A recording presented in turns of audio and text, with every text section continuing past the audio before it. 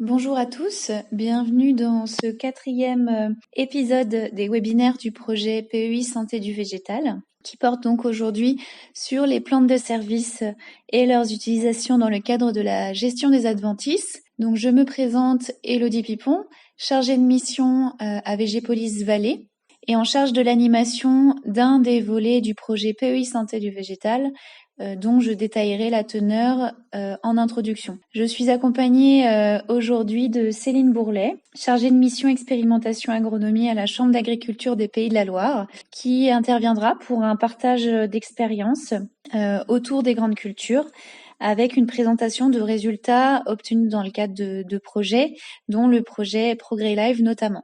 Donc je vais démarrer par une introduction portant sur le projet PEI Santé du végétal. Donc qu'est-ce que c'est ? Donc c'est un projet régional porté par la Chambre d'agriculture des Pays de la Loire qui a démarré au printemps de l'année dernière et qui va courir jusqu'en 2021. C'est un projet interfilière qui a pour finalité d'aider les agriculteurs à améliorer la gestion sanitaire de leur culture.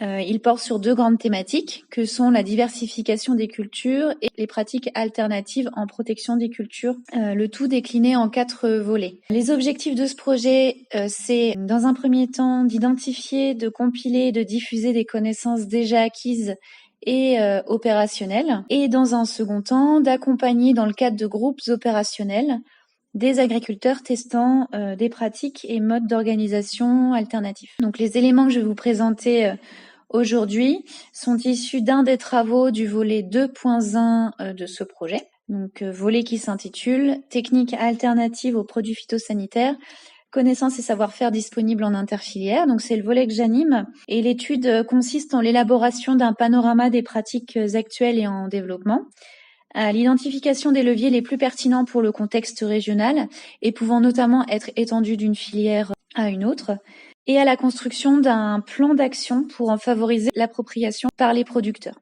Donc pour réaliser le panorama évoqué, près de 80 entretiens semi-directifs ont été réalisés avec des référents techniques de l'ensemble des filières du végétal. L'idée était d'identifier les pratiques des agriculteurs ligériens en matière de protection des cultures et d'identifier également des projets en cours ou des pistes de réflexion. Donc les informations que je vais présenter, ça constitue une synthèse de ces échanges. Et aujourd'hui, on va faire un focus plus particulier sur le levier plantes de service et leurs utilisations dans le cadre de la gestion des adventices. Donc quelques éléments de définition pour commencer. Donc bien évidemment, la gestion de la flore adventice, c'est une préoccupation majeure de l'ensemble des filières et les plantes de service peuvent apparaître comme un des leviers alternatifs pouvant être mis en œuvre pour cette gestion alternative. Donc les plantes de service, ce sont des plantes disposées avant ou pendant une culture, dans ou autour et qui apportent un ou des avantages à celle-ci. Donc portant sur la qualité des sols ou pouvant assurer un contrôle des bioagresseurs, notamment des adventices, notre thématique d'intérêt aujourd'hui. Donc ça, c'est la définition d'Alain Fer. Il faut savoir que ce terme plante de service peut parfois pour certains s'amalgamer avec d'autres appellations, comme plante compagne, couvert, enherbement, plante d'interculture, etc. Et donc certains y intègrent aussi les cultures associées qui peuvent être commercialisées. Donc on sort de cette définition, mais dans cette présentation, on va en sortir un petit peu pour aborder ces notions de cultures associées. Donc dans tous les cas, ces plantes de service, si elles sont mises en œuvre pour une gestion des adventices, c'est qu'elles vont pouvoir par exemple avoir un effet sur la compétitivité pour les ressources, elles peuvent avoir un effet de barrière mécanique à la levée des adventices ou avoir un effet allélopathique. Donc si on regarde maintenant ce qui se retrouve sur le terrain, donc vous voyez que cette slide présente quelques exemples de plantes de service qui sont mobilisées dans le cadre de la gestion des adventices notamment, et qui ont été cités lors des échanges avec les référents techniques. Donc cette liste n'est pas exhaustive, mais elle permet d'avoir un aperçu des solutions trouvées sur le terrain. Donc les couverts d'interculture. Donc c'est les plantes de service qui ont été les plus citées, mais qui assez régulièrement d'ailleurs étaient vues au-delà de leurs seules actions dans la gestion des adventices. En grande culture, c'est un levier qui autrefois a pu être perçue comme une contrainte, mais on assiste aujourd'hui à un emploi de mélange de plus en plus riche et de plus en plus complexe. En maraîchage, l'utilisation des couverts a été également mentionnée, que ce soit par une utilisation pour leur développement rapide pour un effet étouffant ou pour leurs utilisations dans le cadre d'un effet inhibiteur via l'allopathie. En production de semences, les couverts ont été plutôt évoqués en lien avec leur mode d'implantation, implantation sous couvert, et en plantes à parfum aromatique et médicinal ou PAM. Là, petite difficulté à mettre en œuvre ce levier, avec des contraintes notamment vis-à-vis des dates d'implantation. Ce qui fait que les adventices ont pu être cités comme un couvert utilisé, en les laissant comme tels en fait sur la parcelle en interculture. Les associations culture plantes de service ont également été mentionnées. Là encore, il a été mis en évidence la diversité des objectifs attenant à leur mise en place. En grande culture et production de semences, l'association la plus utilisée fut celle des plantes compagnes gélives du colza, mais a également pu être citée les associations céréales légumineuses qui sont de plus en plus retrouvées selon les experts. En viticulture ou arboriculture, les plantes de service les plus citées attenaient plutôt à des notions d'enherbement interrang et à des échelles plus expérimentales sur le rang. C'est également travaillé en horticulture avec des réflexions qui sont menées autour de plantes couvre-sol sur le rang ou en interrang, donc à l'image de ce qui se travaille en fait en pérenne. Et enfin, les plantes de service peuvent également se travailler pour la gestion des abords de culture, notamment via des plantes couvre-sol, là encore. Et donc ça se travaille notamment en horticulture ou en PAM. Dans le cadre des entretiens, les experts étaient interrogés sur leur perception, leur estimation du niveau d'efficacité et de diffusion du levier plante de service pour la gestion des adventices. Donc là, vous observez une représentation synthétique et qualitative de ces estimations, avec à gauche un niveau d'efficacité à dire d'expert, à droite un niveau de diffusion. Donc on peut noter en préambule que la perception de l'efficacité et de la diffusion au niveau du terrain varie d'un acteur à l'autre. Et donc le positionnement des curseurs que l'on observe, il est donné vraiment à titre indicatif et il constitue un support d'échange en fait entre acteurs des filières. Alors en tendance générale, sans vraie surprise d'ailleurs, plus la solution est estimée efficace, mieux elle se diffuse. Mais comme le levier observé aujourd'hui n'est pas clairement substitutif et peut donc modifier de façon importante en fait les pratiques du producteur, on a une corrélation qui n'est pas parfaite. On peut avoir une solution estimée efficace qui finalement ne se diffuse pas facilement. Globalement, ce qu'on peut dire, c'est qu'en fait ce levier est estimé avec une efficacité qualifiée de variable et un déploiement qui est plutôt moyen plus à faible, on va dire, selon les filières, mais aussi selon le type de plante de service considéré. Ainsi, les plantes de service utilisées en interculture semblent être, à dire d'experts, celles qui sont les mieux diffusées, même si elles sont très diversifiées et donc avec un niveau d'efficacité et de diffusion qui va varier et dépendre du contexte. Mais néanmoins, c'est un levier qui est de plus en plus fréquemment retrouvé et la gestion de la flore adventice étant l'un des objectifs visés. Les associations sont un peu moins diffusées car a priori moins maîtrisées techniquement, sauf peut-être exception des plantes compagnes du colza qui se retrouvent sur le terrain ou les associations blé légumineuses qu'on retrouve également de plus en plus a priori. Pour le reste, des références sont encore à acquérir. Et ça, on peut le dire également pour tout ce qui se travaille sur l'interrang, sur le rang ou encore en abord de culture, où là, il y a des choses qui sont travaillées, mais il y a encore des références à acquérir ou diffuser. On réalise rapidement un focus par filière. En grande culture, on a une grande diversité de plantes de service qui sont utilisées et répondant à des objectifs variés. Ce qu'on va retrouver le plus, c'est les couverts puis les associations. En maraîchage, ça va plutôt être les couverts, mais avec une utilisation moyenne en culture. Même si les associations sont moins retrouvées, elles sont travaillées. En culture pérenne, l'enherbement interrang est présent et il est travaillé sur le rang. En horticulture, ce qui semblait le plus retrouvé, c'était plutôt la gestion, le travail au niveau de l'interrang et au niveau des bordures de parcelles. En production de semences, les couverts ont été cités, mais également un travail est mené autour des implantations sous couvert. En PAM, c'est aussi le cas, mais le levier plante de service, globalement, est quand même peu diffusé car complexe à mettre en œuvre. Donc si on réalise rapidement un bilan, on peut dire que En réponse aux enjeux de la gestion des adventices, les plantes de service représentent une alternative possible. C'est un levier d'intérêt pour une bonne partie des experts interrogés, et ce d'autant plus qu'il peut être multiservice. On a une diversité de plantes de service, de modes d'implantation, d'associations possibles qui se révèle être un véritable point positif, mais ça peut également être un frein puisque ça peut générer un grand nombre d'interrogations autour du choix effectué pour son propre contexte. De fait, un frein à la diffusion mentionnée est attenant à ce constat. Il s'agit de la technicité requise pour intégrer ce levier, le choix des espèces à adapter au contexte, le mode d'implantation, de pilotage, de destruction, etc. Donc, en conséquence, ça peut conduire à de mauvaises expériences qui peuvent avoir un impact sur la diffusion. Et donc, l'accompagnement est donc plus que nécessaire et a été fortement mis en avant par les référents rencontrés. Il a été relevé par ailleurs que ce levier était envisagé comme un levier à effet potentiellement partiel et donc à combiner à d'autres pour aboutir à une stratégie cohérente et pourquoi pas en allant jusqu'à la reconception de systèmes. Donc l'utilisation de plantes de service peut apporter des contraintes techniques, peut également potentiellement apporter des contraintes économiques ou organisationnelles en termes de temps passé, de modification de pratiques.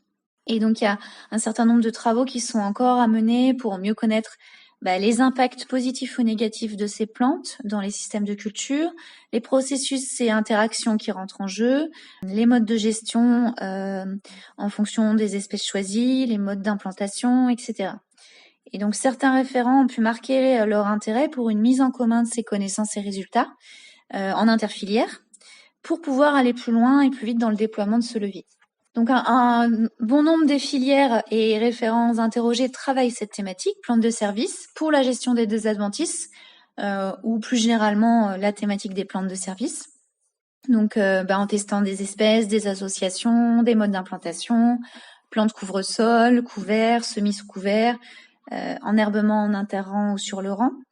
Au cours des différents entretiens, il y a certains projets qui ont pu être mis en avant. Alors, ce que je vais lister là, c'est pas du tout exhaustif, mais ça permet de disposer d'un aperçu des thématiques travaillées.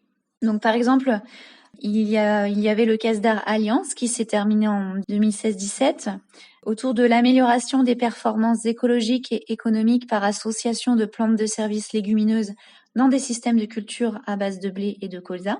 Le projet Vancouver qui va se terminer en 2020 autour de la valorisation des couverts végétaux dans les systèmes de culture pour la gestion agroécologique de la flore adventice. Le projet Placo-HB autour de plantes couvre-sol comme contribution au contrôle des adventices et à la promotion de la biodiversité, qui est un projet interfilière où les filières maraîchage, horticulture, PAM, arboriculture et viticulture sont représentées. Également le projet Progrès Live dont va parler par la suite Céline. Et puis il y a également des projets plus globaux qui travaillent la gestion intégrée des adventices qui ont pu être mentionnés, comme l'ANR COSAC qui s'est achevé cette année autour de la conception de stratégies durables de gestion des adventices dans un contexte de changement. Le projet FIPAM, un peu plus ancien, qui s'est achevé en 2013 autour de la protection herbicide intégrée en PAM. Et sans oublier l'ensemble des projets, défis XP, défis fermes, répartis sur l'ensemble du territoire et puis qui travaillent cette thématique où bien évidemment le levier plantes de service est combiné à d'autres. Donc je conclurai avec cette slide présentant quelques pistes de réflexion en interfilière puisque l'interfilière est la base même du projet PEI Santé du végétal. Donc la gestion de la flore adventice, comme j'ai pu le dire plus tôt, est une préoccupation majeure pour l'ensemble des filières.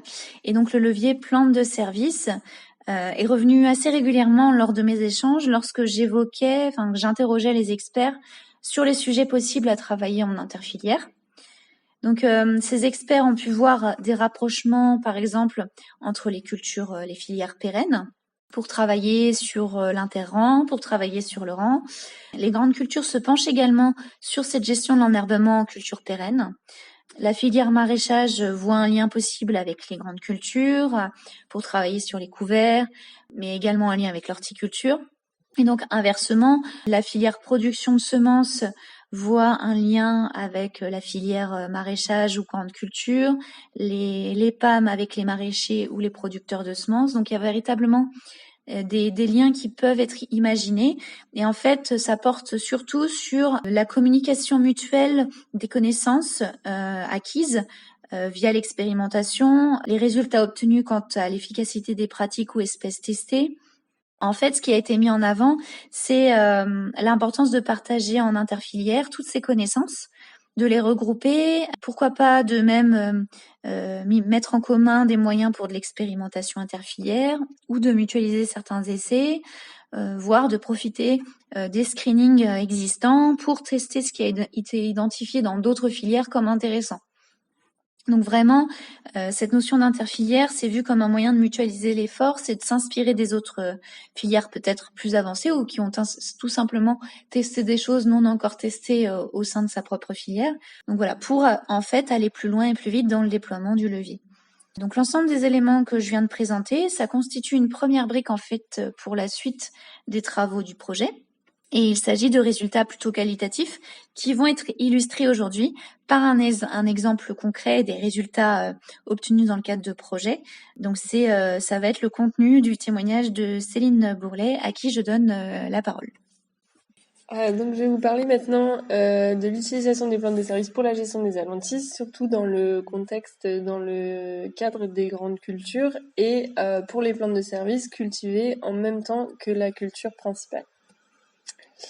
Donc je vais commencer par vous refaire, donc on en a déjà un petit peu parlé, de façon plus théorique, quels sont les intérêts et bénéfices attendus de cette plante de service par rapport à la gestion des adventices. Ensuite, je vous présenterai à travers 3 projets sur lesquels a travaillé la Chambre des Pays de la Loire, quel impact réel on a pu avoir sur la gestion des adventices.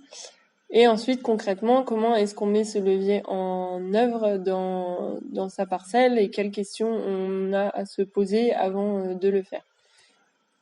Donc, quel bénéfice est-ce qu'on attend de cette plante de service? Donc, je vous ai remis une définition de plante de service qui est un petit peu différente de celle qu'on a pu donner tout à l'heure.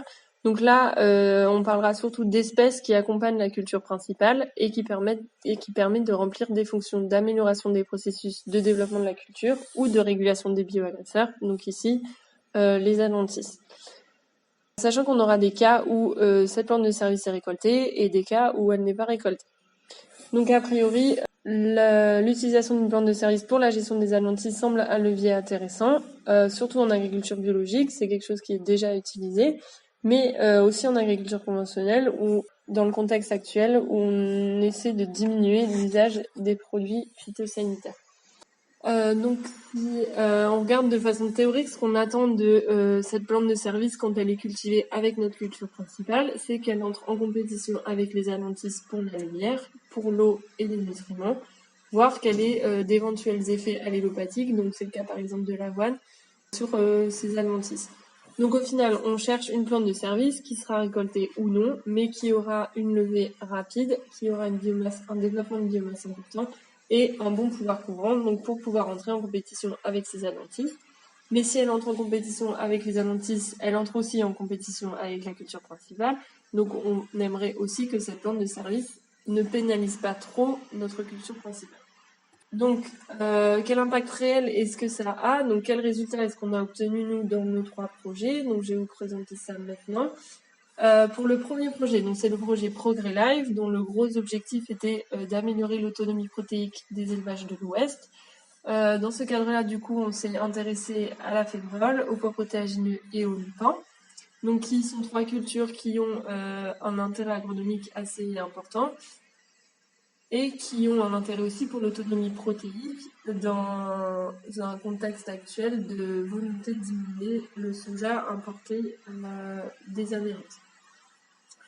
Mais ces cultures-là, elles font face aujourd'hui à des problèmes techniques. Donc, c'est des cultures qui lèvent lentement, qui couvrent peu le sol, qui perdent leurs feuilles en fin de cycle, donc qui laissent la lumière arriver jusqu'au sol, pour lesquelles on a un réel problème de gestion des adventices, qui s'ajoute à un problème de gestion des maladies, des ravageurs et de variabilité du rendement.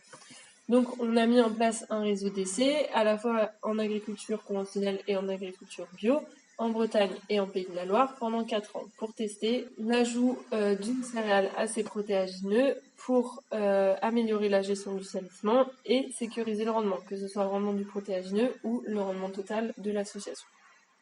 Donc pour les principales modalités testées, donc à chaque fois on a mis le protéagineux à 100% de sa dose de SMI, donc ça veut dire qu'on l'a semé comme si il était en pur tout seul, et on y a ajouté une petite dose de céréales, donc 30% de la dose de semis en pur pour les protéagineux d'hiver et 20% pour les protéagineux de printemps. Donc on arrive à peu près à 75 grammes pour les céréales conventionnelles et 100 grammes dans le cas de l'agriculture biologique. Donc on a testé la févrole, le pois, le lupin, en hiver, en printemps. On l'a associé avec un certain nombre de céréales, adaptées en fonction du cycle et du protéagineux considéré. Donc vous avez là toutes les céréales, le blé, triticale, avoine, orge principalement, qui ont été testées comme plante de service pour gérer les adventices et sécuriser le rendement. Donc je vais vous présenter maintenant quelques résultats qu'on a eu en agriculture biologique. Donc c'est là où on a eu les résultats les plus forts. À gauche, vous avez sur la photo le pois d'hiver en culture pure et à droite, le pois d'hiver associé à l'avoine. Donc ce qu'on a vu, c'est que déjà dès la levée, on a un pouvoir couvrant de l'association supérieure à la culture pure. Donc avec l'avoine là qui se développe assez vite, qui tale et qui vient couvrir le sol, laissé nu entre les rangs de pois. Donc ça, c'est un effet qu'on a vu, même à faible densité. Donc même à cette densité-là, la céréale permet un meilleur pouvoir courant. Donc après vous, une meilleure compétition pour les adventices. Ensuite, à floraison, on a mesuré la biomasse des adventices présentes dans l'association et dans la culture pure. Donc là, vous avez les résultats pour les cultures d'hiver et les cultures de printemps.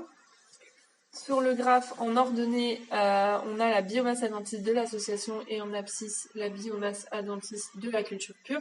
Donc quand le point est situé en dessous de la droite, on a un salissement plus faible dans l'association que dans la culture pure et inversement quand on est situé au-dessus. Donc ce qu'on voit, c'est que là, pour la quasi-totalité de nos essais, on était en dessous de cette droite. Donc ça veut dire que dans la majorité des cas, le fait d'avoir ajouté une céréale a permis de diminuer la biomasse adventice à floraison, et ça pour tous les protéagineux testés. Par contre, on s'est rendu compte aussi qu'on avait une variabilité assez importante à l'intérieur même des parcelles, donc on a redécoupé l'analyse par micro-parcelle, et là, donc vous avez en vert la proportion de micro-parcelles où la biomasse adventice de l'association était inférieure à celle du pur, et en rouge les micro-parcelles où on n'avait pas eu d'intérêt de l'association sur la gestion des adventices. Donc ce qu'on peut voir, c'est qu'en culture d'hiver, on est au moins à 55% des parcelles, donc plus de la moitié, et en culture de printemps, on monte à 64% des parcelles, où on a une meilleure maîtrise des adventices grâce à l'association, avec une variabilité aussi entre céréales testées. Donc là, si on regarde l'avoine par exemple, on est quasiment à 75% des cas où l'ajout de l'avoine a permis une meilleure maîtrise des adventices. Et si on regarde maintenant en termes de baisse, donc toujours en agriculture biologique, vous avez la baisse en pourcentage de la biomasse adventice à floraison. Et là, c'est encore l'avoine qui ressort comme la plus intéressante, quel que soit le protéagineux considéré, et l'orge aussi en culture de printemps, donc qui permettent les plus fortes baisses de biomasse adventice. Donc ça, c'était les résultats en agriculture biologique. On a testé exactement la même chose en agriculture conventionnelle. Par contre, on s'est heurté à d'autres problèmes. C'est qu'on avait beaucoup de sites qui, au final, étaient propres avec après le labour et le passage d'herbicides en prélevé. Donc, on n'a pas pu observer grand-chose. Par contre, sur les parcelles où on avait du salissement quand même à floraison, on a observé exactement les mêmes tendances qu'en agriculture bio. Donc, c'est un levier qui pourrait être intéressant aussi en agriculture conventionnelle. Sachant qu'on n'a pas les mêmes contraintes derrière, le fait d'associer une céréale et un protéagineux limite la gamme de produits utilisables après la levée. Donc en fait, concrètement, aujourd'hui, on n'a pas de produits homologués après la levée sur les protéagineux et les céréales. Donc on n'a pas de solution de rattrapage une fois la levée est passée. Et aujourd'hui, on a atteint un peu les limites de notre réseau d'essai aussi, c'est que il ne permet pas de dire concrètement est-ce que l'association permet d'économiser un passage d'herbicide, deux passages d'herbicide. On est un peu plus limité sur les conclusions en conventionnel, mais on a quand même observé les mêmes tendances qu'en bio, donc on a quand même un intérêt sur ce levier, et donc intérêt à continuer à étudier un peu son effet. Et voilà, donc ça c'était pour les résultats Progrès Light. Donc on était sur une association protéagineuse céréale où les deux cultures étaient récoltées. Maintenant, on va passer sur un autre projet, c'est Calibio, qui s'est plus focalisé sur le soja. Donc là, le problème du soja dans la moitié nord de la France, c'est qu'on est sur des variétés de type triple zéro, qui donc sont moins vigoureuses au démarrage, moins couvrantes et moins productives. Et on est dans des zones où historiquement on a moins recours au désherbage mécanique, où les agriculteurs sont moins équipés, où on a moins de périodes favorables pour le faire, et donc une problématique de gestion du salissement dans l'interrang, mais surtout sur le rang dans cette zone-là. Donc dans ce projet, il y a eu un peu une capitalisation sur plusieurs essais qui avaient été menés dans différentes régions, sur différentes années, avec différentes plantes de service. Donc là, il y a 29 les résultats de 29 plantes de service qui ont été étudiées. Et là, l'objectif, c'est vraiment la maîtrise des adventices sur le rang, sans trop impacter le rendement du soja. Donc là, vous avez les résultats en fait qui sont ressortis de ce screening, donc les différentes cultures qui ont pu être testées en tant que plantes de service et leurs effets sur les adventices. Et vous avez aussi une colonne sur la compatibilité avec la culture du soja, donc la compatibilité des cycles pour la récolte. Donc ce qu'on voit, c'est que les céréales d'automne peuvent avoir un intérêt pour gérer les adventices. Donc là, c'est des céréales d'automne semées au printemps. Donc elles talent beaucoup, elles font de la biomasse, mais généralement elles ne font pas d'épis. Donc ça a un intérêt pour gérer les adventices. Le risque, c'est qu'elles soient trop développées à la récolte et donc qu'elles gênent la récolte. On a vu un intérêt fort aussi du sarrasin pour la gestion des adventices, mais là avec un problème aussi de compatibilité des cycles, avec un sarrasin qui était encore très vert à la récolte du soja, et donc qui gênait la récolte. Et on a vu un intérêt aussi pour la cameline, où là un très fort effet sur les adventices aussi, et là par contre un cycle qui était beaucoup plus compatible avec la culture du soja. Donc ça, c'est des pistes, ça a été retesté dans des essais micro-parcelles, mais c'est encore à creuser, surtout pour confirmer l'effet de la cameline. Donc là, je vous ai remis quelques exemples qui ont été testés dans ce projet. Donc là, vous avez du soja associé à de la cameline qui a été semé au semoir à céréales, donc à faible écartement. Tout a été semé en mélange, donc la graine de cameline a été collée avec l'inoculum du soja. Et du fait du faible écartement, on n'a pas eu de binage, mais une gestion des adventices correcte grâce à la présence de la cameline. Là, on n'avait pas de bande témoin, donc on a un rendement d'environ 10 quintaux, mais on n'a pas de comparaison avec une bande témoin. Là, c'est un exemple avec une association au sarrasin. Donc là, par contre, ça a été semé au semoir monograine, donc un écartement beaucoup plus grand, qui a permis un binage et donc une très bonne gestion des adventices dans l'interrang grâce au binage et sur le rang grâce à la présence du sarrasin et un impact finalement assez faible sur le rendement de 4 quintaux par rapport au soja pur. Mais là, le problème, ça a été ce que je disais juste avant, c'est que le soja était encore vert, donc il a retardé la maturité du soja et il a gêné un peu la récolte avec des problèmes de bourrage de la moissonneuse. Donc au final, une culture qui est intéressante, mais qui est peu adaptée pour associer au soja. Et là, vous avez l'association encore à la cameline, mais dans le cas d'un écartement plus important, donc qui permet un binage. Et là, par contre, une très bonne gestion des adventices et un impact sur le rendement un tout petit peu plus fort que tout à l'heure, qui était là de 7 quintaux. Donc ça, c'est des exemples. Après, c'est la cameline qui sont vraiment intéressantes. Donc c'est à voir concrètement dans l'utilisation si elle a vraiment un intérêt. Et pour finir, on va parler du maïs. Donc là, on a beaucoup moins d'essais, mais la problématique qu'on avait, c'était d'enrichir l'ensilage de maïs qui est riche en énergie mais pauvre en azote. Donc l'enrichir grâce à une plante de service en MAT et en même temps gérer les adventices sur le rang, donc ce qui est parfois un peu compliqué en maïs comme pour le soja en agriculture biologique. Donc on a mené 2 essais l'année dernière en Pays de la Loire, on continue cette année pour confirmer ce qu'on a pu voir. Donc là, l'objectif, c'est augmenter la MAT de l'ensilage récolté grâce à une plante compagne et maîtriser le salissement sur le rang. Donc là, c'est vraiment des tendances, vu qu'on a les résultats d'une seule année. On avait 2 essais, on a testé un certain nombre de plantes de service. Donc, ils sont rangés d'abord celles qui avaient pour objectif premier d'augmenter la MAT de l'ensilage, et ensuite celles qui avaient pour objectif de vraiment maîtriser le salissement sur le rang. sachant que pour toutes les plantes de service, on a mesuré la biomasse adventice. Donc vous avez dans le premier essai le pourcentage de diminution de la biomasse adventice à floraison. Donc sachant que là, on part sur l'essai 1 d'un salissement qui était déjà assez faible, mais on a bien vu une diminution, surtout avec la cameline, le haricot tarbé et le tournesol, du salissement. Par contre, sur notre deuxième essai, on avait un salissement très fort et là, on n'a pas vu grand-chose à part un effet du haricot tarbé.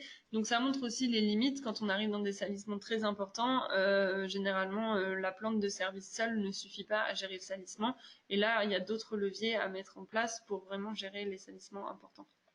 Donc là, vous aviez une photo. À gauche, vous avez le maïs pur et à droite, le maïs associé à la cameline, sachant que les deux ont été binés. Et donc, on voit bien dans le maïs pur des adventices qui se sont développés sur le rang, qui ont colonisé l'interrang. Et ces adventices-là ne sont pas du tout présentes dans la modalité avec de la cameline. Donc globalement, dans ces cas-là, d'utiliser la plante de service pendant le cycle de la culture pour gérer les adventices, on a vu des effets assez positifs, surtout en agriculture biologique. Après, qu'est-ce que ça donne concrètement quand on considère l'ensemble de la culture, du système? Donc, on a d'autres services qui peuvent être ajoutés à la gestion des adventices quand on utilise la plante de service. Donc, on l'utilise pour gérer les adventices, mais elle apporte aussi d'autres intérêts. On a vu le cas pour le pois où on avait un effet tuteur de la céréale. Ça peut apporter aussi un intérêt sur la gestion des maladies et des ravageurs. Ça peut apporter un intérêt sur la fertilisation azotée. Donc c'est ce qu'on a vu, c'est ce qui a été testé dans le CASDAR Alliance avec le colza. On peut augmenter la MAT, donc là dans le cas du maïs, en associant le maïs à une légumineuse, on peut sécuriser le rendement, on peut diminuer les intrants, donc tout un tas d'autres services qui vont s'ajouter au fait qu'on améliore la gestion des adventices. Mais on a aussi beaucoup d'autres facteurs à prendre en compte que juste la gestion des adventices et où là, on peut se poser la question de l'impact de la plante de service sur ces facteurs-là. Donc déjà, la chose la plus importante au final quand on cultive une plante, c'est le rendement. Donc quel impact a cette plante de service-là sur le rendement? Donc le graphe à gauche, c'est les résultats pour le projet Progrès Live et le graphe en bas, c'est les résultats de rendement pour notre essai en maïs associé. Donc si on regarde pour les résultats Progrès Live, vous avez le rendement relatif par rapport au protéagineux pur. Donc quand on est en dessous de 100%, on a une diminution du rendement dans la culture associée par rapport à la culture pure. Et quand on est au-dessus, c'est que dans l'association, on a une augmentation du rendement par rapport aux protéagineux seuls. Donc là, ce qu'on voit, c'est que c'est déjà très diversifié en fonction du protéagineux considéré. On a des cas, par exemple, avec le lupin de printemps en conventionnel, où systématiquement, le fait d'associer le lupin diminuait le rendement. Et inversement, dans les cas avec le pois, donc que ce soit en bio ou en conventionnel, le fait d'associer, grâce à l'effet tuteur, permettait d'augmenter le rendement récolté. Donc là, on n'avait pas d'impact au final sur le rendement, alors que dans d'autres cas, sur le lupin ou la févrole, on pouvait avoir des effets négatifs de la plante de service sur le rendement du protéagineux. Si on regarde sur le maïs, c'est la même chose. Donc le fait d'avoir ajouté une plante de service au maïs, au final, en tendance, diminue le rendement fourrager du maïs associé par rapport au maïs pur. Donc au final, on a un impact sur le rendement qui dépend vraiment de la culture considérée, qui dépend aussi de la plante de service qui a été associée. Plus la plante de service va être compétitive, plus elle va avoir un impact sur le rendement de la culture principale. Dans le cas de Progrès Live, par contre, vu qu'on récolte les deux cultures, on a un rendement total qui a été augmenté par rapport à la culture pure, mais ça c'est le cas uniquement dans les cas de quand la plante de service est récoltée. Mais dans tous les cas, on va chercher quand même à minimiser cet impact-là de la plante de service sur le rendement. Ensuite, on a un autre facteur important pour les agriculteurs, c'est la rentabilité économique. Donc, si on regarde dans le fait d'ajouter une plante de service à notre culture principale, on a un certain nombre de coûts supplémentaires par rapport à ma culture pure. Déjà, on achète les semences de la plante de service. Ensuite, dans certains cas, on est obligé de passer 2 fois le semoir pour pouvoir semer cette graine. C'est le cas des petites graines, donc de la cameline, du trèfle ou des choses comme ça. On va être obligé de passer une deuxième fois en sursemis de la culture principale. Ou alors, on disait tout à l'heure de coller la cameline sur la graine de soja grâce à l'inoculum, mais ça sous-entend aussi de mélanger tout ça avant de semer. Donc, il y a un certain nombre de temps à passer avant le semis pour préparer la semence mélangée. Dans le cas des associations de Progrès Live, on était au moment des essais et tel que la réglementation était faite, on ne pouvait pas toucher d'aide PAC sur les protéagineux dans nos cultures associées. Donc c'était un peu un manque à gagner par rapport à la culture pure. Et dans le cas où la plante de service est récoltée, on a aussi un coût de tri à la fin si on veut vendre les cultures séparément. Donc tout ça, c'est des surcoûts qui sont liés uniquement au fait que j'ajoute une plante de service dans ma culture principale. Par contre, à l'inverse, on attend un certain nombre de bénéfices de cette plante de service qui vont se répercuter au niveau économique.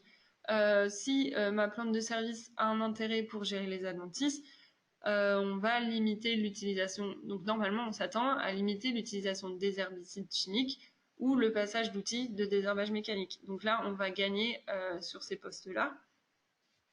Et dans le cas d'une plante de service récoltée, on pourra éventuellement, donc c'est le cas des essais Progrès Live, on pourra éventuellement vendre la plante de service, donc apporter une production supplémentaire.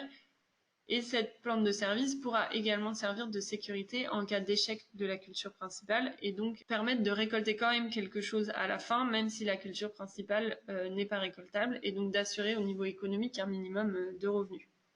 Donc si on résume, si la plante de service est récoltée, on aimerait qu'elle ne diminue pas trop le rendement, mais qu'en tout cas sa production à elle permette de compenser cette baisse de rendement et de compenser les surcoûts dus à son semis. Et par contre, quand on est dans le cas d'une plante de service non récoltée, là on n'a pas d'apport à part la diminution du désherbage. On n'a pas forcément d'apport de cette plante de service au moment de la récolte. Et là, on essaiera de minimiser au maximum la baisse de rendement pour limiter l'impact économique. Et finalement, on a une question sur la faisabilité technique. Donc là, j'ai pas forcément de réponse. On a trouvé des réponses à certaines choses dans le cadre des projets, mais on s'en est posé aussi d'autres auxquelles on n'a pas pu répondre. Donc c'est surtout des questions qui se posent au moment du semis. Est-ce que je sème en mélange? Est-ce que je sème en 2 fois? Est-ce que je sème sur le rang? Est-ce que je sème dans l'interrang? Est-ce que je sème tout à la même date? Donc dans le cas du lupin d'hiver, on s'est demandé s'il fallait semer la céréale à la même date que le lupin. Donc tout ça, c'est des questions qui sont surtout liées aux objectifs qu'on se fixe, mais après qui peuvent aussi avoir une question, voilà, est-ce que en semant ma plante de service en un deuxième passage, j'améliore pas la levée ou des choses comme ça. Donc ça, c'est des choses qu'on a testées, pour lesquelles on n'a pas encore vraiment de résultats, mais c'est des questions qu'on s'est posées.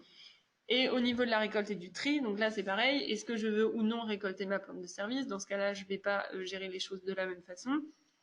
Comment est-ce que j'adapte ma moissonneuse pour récolter 2 cultures en même temps?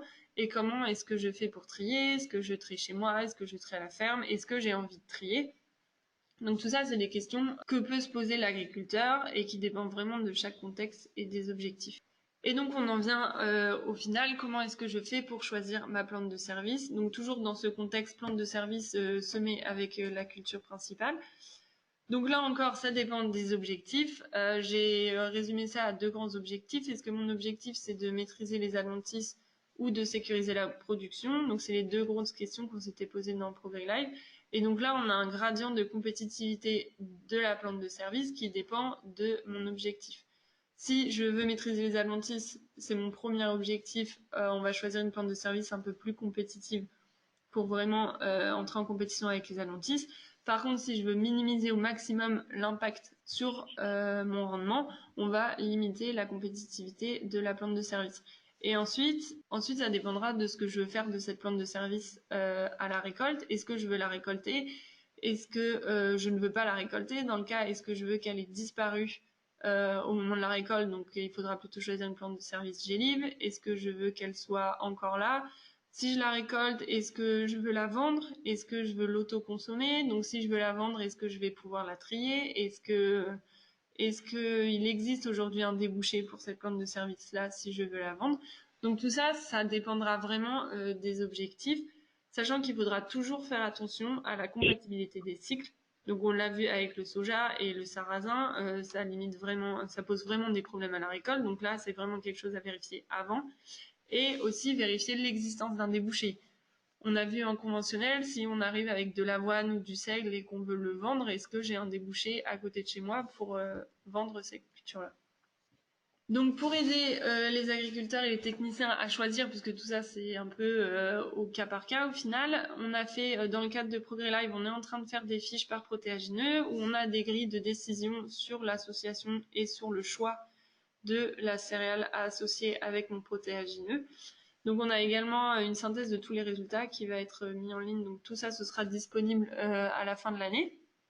Donc là, c'est vraiment des fiches techniques pour emmener sur le terrain, pour décider avec l'agriculteur le type d'association que l'agriculteur veut faire.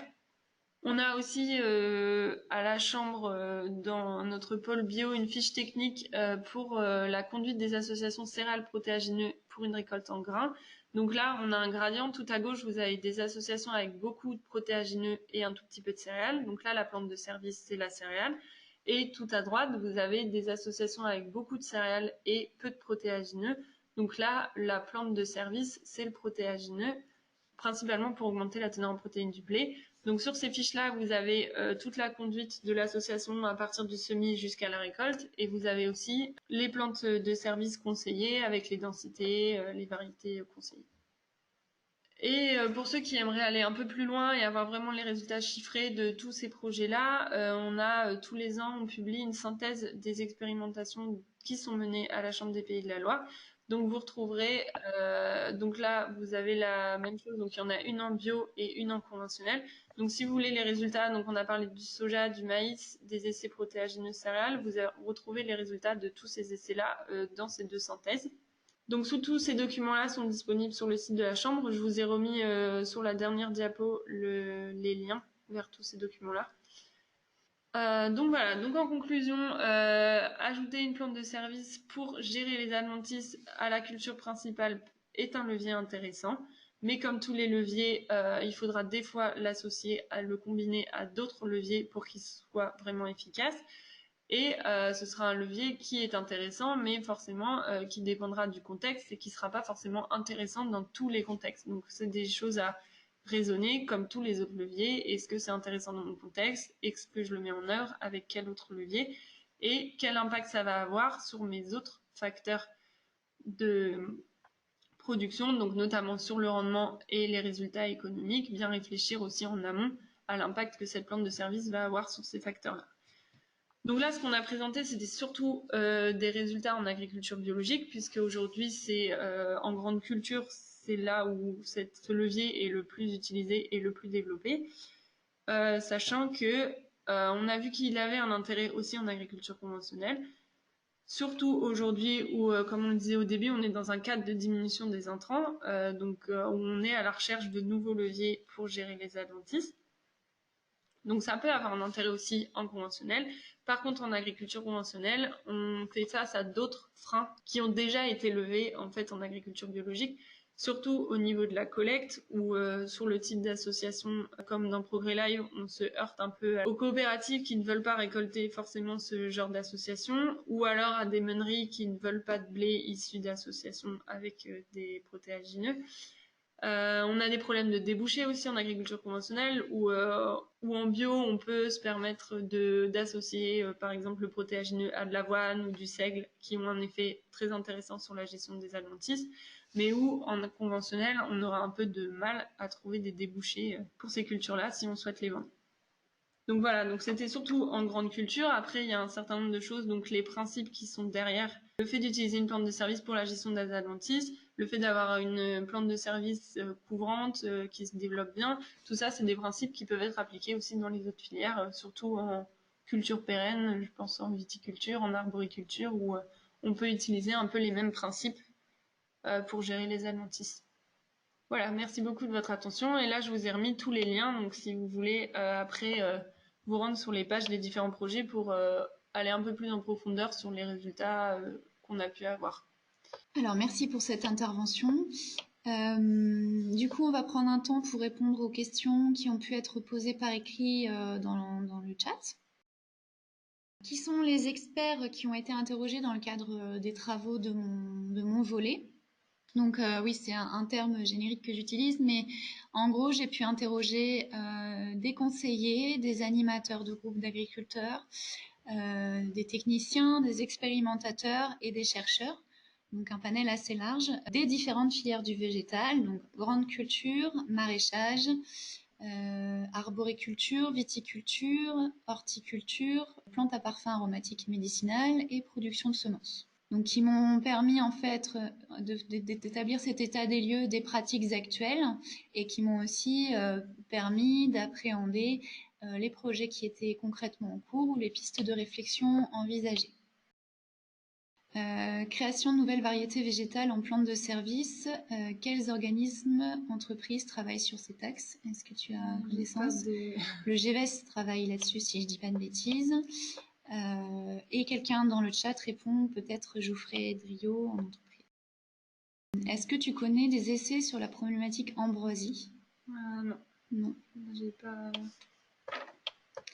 Alors, pour toutes les questions où on n'aura pas forcément de réponse aujourd'hui, sachez que nous reviendrons vers vous à la suite de cette session pour y répondre, vous apporter soit des compléments d'informations, soit vous mettre en relation avec des personnes qui pourraient, eux, vous apporter ces compléments d'informations. Est-ce que peut-on avoir le PPT? Donc oui, vous aurez à la fois accès au support de présentation dans son entièreté et vous aurez aussi accès au replay, donc à la vidéo en fait de ce temps d'échange. As-tu connaissance d'essais en maraîchage sur ce sujet? J'ai pas connaissance moi d'essais. Après, je pense qu'à la chambre, il y en a eu de faits. Sachez que vous aurez aussi prochainement, vous recevrez un questionnaire de satisfaction qui vous permettra de donner vos retours sur cette session, éventuellement de donner des pistes pour de futures interventions et pourquoi pas demander des éléments complémentaires, des mises en relation, etc. Écoutez, j'en profite là encore en attendant les dernières minutes de ce webinaire pour vous préciser que je suis disponible pour répondre à l'ensemble de vos questions sur le contenu du projet PEI Santé du végétal. Sur le site de la Chambre et sur le site de Végépolis Vallée, vous pourrez trouver des informations complémentaires, également les liens vers les précédents webinaires, donc les vidéos des précédents webinaires. Et sachez que le prochain épisode a lieu la semaine prochaine à la même heure, donc vendredi 27, et traitera cette fois-ci de l'optimisation de la pulvérisation avec un focus plutôt viticulture. Et puis j'en profite pour promouvoir un peu le premier temps fort de ce volet 2 du PEI Santé du végétal, donc un temps d'échange entre acteurs du conseil agricole qui aura lieu le 17 octobre prochain, donc jeudi 17 octobre, voilà, qui est ouvert à tous et qui en fait permettra un partage d'expériences et des échanges autour du conseil pour le déploiement des alternatives aux produits phytosanitaires. Donc n'hésitez pas à revenir vers moi pour avoir plus d'informations. Donc je ne manquerai pas de vous donner aussi le contact de Céline si vous souhaitez lui adresser justement des questionnements ultérieurs. Écoutez, je vois pas d'autres éléments qui apparaissent dans le chat. Du coup, je vous remercie d'avoir été présent. J'espère que le contenu vous a plu. Je vous dis à bientôt et je vous souhaite une excellente journée à tous.